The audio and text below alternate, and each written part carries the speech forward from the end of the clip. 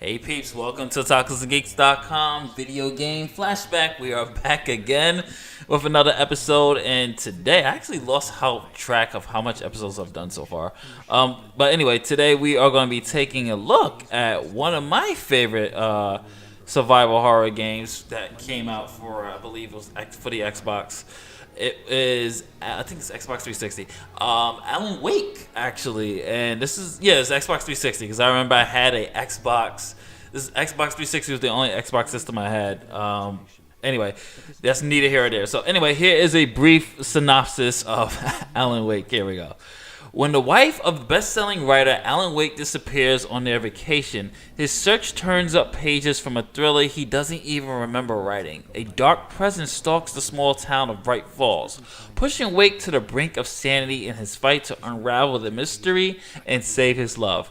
Presented in the style of a TV series, Alan Wake features the trademark Remedy storytelling and post-pounding action sequences as players dive deeper and deeper into the mystery. They'll face overwhelming odds, plot twists, and cliffhangers. It's only by mastering the fight with light combat mechanic that they can stay one step ahead of the darkness that spreads across Bright Falls. With the body of an action game and the mind of a psychological thriller, Alan Wake's intense atmosphere and deep multi-layered story and exceptional tense combat sequences provide players with an entertaining and original gaming experience. That was the overall synopsis of the game, and I cannot agree anymore. Alan Wake was an amazing game, and just like the synopsis says, one thing that I really did like about this game was the presentation. You have the main character. Usually for me, when a main character is narrating the story, narration at times, if it is used wrong, it takes you out of the story. It takes away from the story. But however, with Alan Wake, when it came to the main character narrating the experience and narrating the plot in certain aspects, it actually added more depth to the character, especially him being a writer. So it's kind of like that writer reading his own book or reading his own story, and that's what more of this goes into play when it comes deeper into it. But from a storytelling standpoint, it worked very well, and I really did enjoy that. And if you have Steam, I know I review a lot of these video game flashbacks. I have it on Steam because there's with this new generation of consoles, really not that much backwards capability. At least for Sony. That's a shot at my favorite system. But anyway, so what I like about this, back to the storytelling aspect, is that there is twists and turns. There's things that you're really not expecting. And I really did like the way it was presented as a kind of a TV series or episodic in the way. I would say not like a CW show, because it does have its melodramatic moments, but it really is presented like something that you'll probably see on TV these days. And I thought it worked very well, from the voice acting to just the environments, from graphically, even just graphically, as you can see here. It's gorgeous. It still looks great. And it has some really great action set pieces, as you can see Alan here running from this type of storm or tornado that's created by the darkness. And the gameplay mechanics is very different as well. Now, one thing I really did like about the game is the way they incorporate this fight with light against the darkness, and even the gameplay itself is kind of a metaphor for what the story and the theme is, which I'm not going to spoil because I actually want you guys to pick this one up and play it for yourself if you have a PC or if you have backwards capability on your systems. Definitely check this one out. So one thing I really did like about it is the story aspect is, when it comes to gameplay, is that you have to use a flashlight to kind of illuminate the darkness, and then you have to take the darkness out with your gun and everything else. And I thought that worked very, very well. Now, from a horror standpoint, psychological thriller standpoint, does it work? Yes and no. From a psychological thriller standpoint, it works very well. But if you're looking for pure blood horror, something that's going to make you jump and go, oh my god!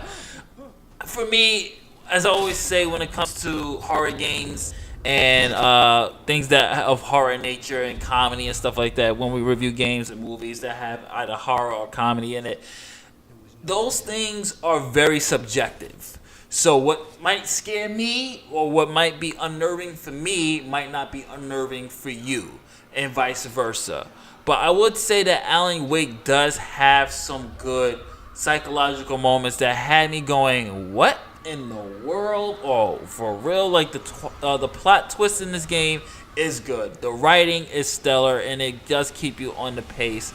And like I said, the set pieces will keep you entertained. It'll keep you on the edge of your seat. So they have some things that really work for it, some beats that actually do work for the game. And then I think that some of the game's strong point is, like I said, the storytelling, is the set of the tone, which doesn't shift at all, which I really did like. They kept consistent with this psychological aspect and this mystery of what in the world is going on, what's going on with Alan, what's going on with Bright Falls. It has a little bit, I would dare say, a little bit of Silent Hill elements to it when it comes to a little bit of the psychological twists and aspects of it.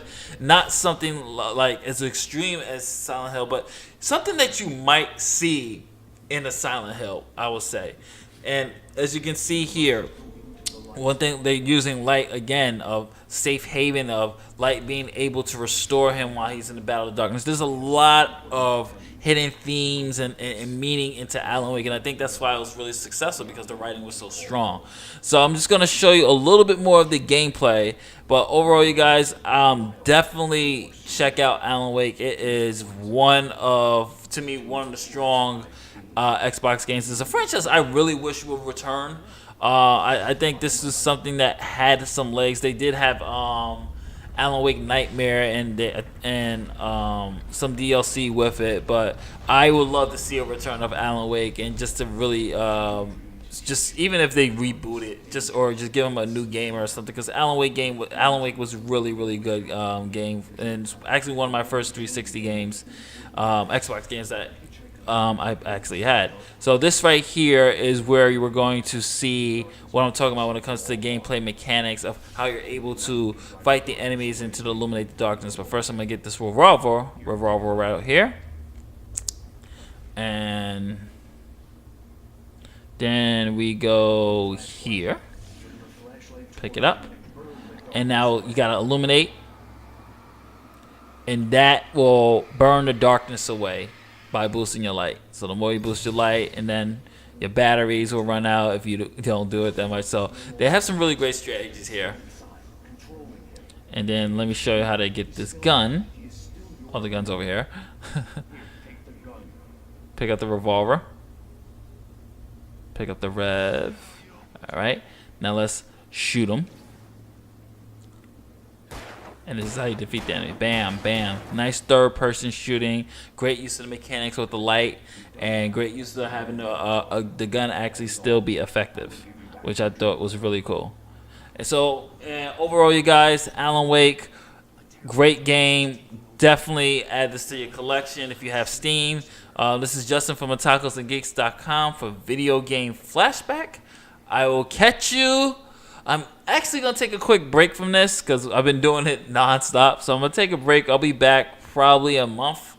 I'm going to skip the month since we're in May right now. I'm going to skip the month of June. I'll probably be back either July or August. I'm going to take a break from this. But definitely we will be back with more Video Game Flashbacks. And if you have some titles that on Steam that you think are good for Video Game Flashback, let me know and I'll try to do it. So later days. Catch you on the next one. Peace.